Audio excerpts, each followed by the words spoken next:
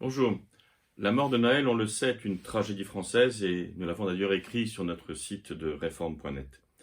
Mais il nous faut aussi essayer de comprendre, au-delà, d'analyser ce qui s'est passé, ce qui se passe encore aujourd'hui, pourquoi cet événement, tragique en lui-même déjà, a provoqué autant de violence.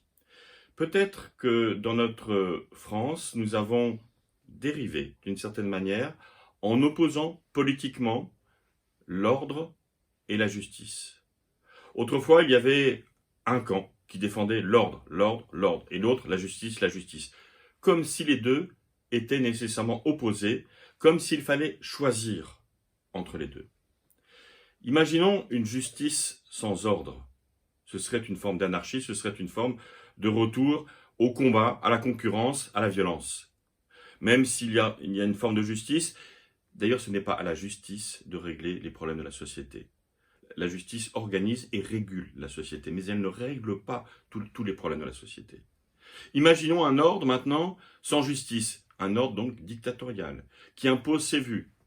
Et c'est vrai que certaines personnes, notamment, disons-le, issues de l'immigration, se sentent injustement traitées et trouvent que l'ordre, c'est plus pour eux que pour les autres. Des contrôles systématiques d'identité, des discriminations à l'embauche, il y a ce sentiment qui existe bel et bien. Mais en même temps, il nous faut réconcilier les deux. On ne peut pas vivre sans ordre et sans justice. D'ailleurs, dans la Bible, les paroles des prophètes étaient très percutantes, parfois même violentes, pour dénoncer l'injustice et le désordre. Les deux étaient toujours reliés dans la tradition biblique. La justice était ancrée dans l'alliance de Dieu avec l'humanité et donc dans une forme de spiritualité. Si la société devenait injuste, et elle l'est devenue, les prophètes étaient là pour le rappeler. Mais si la société était en désordre, elle l'a été, il y a eu différentes crises politiques, les prophètes sont aussi là pour le dénoncer. Quant aux évangiles, on voit bien que Jésus tient les deux. Lorsqu'il critique l'ordre, et parfois il le fait, c'est quand l'ordre sort de son rôle.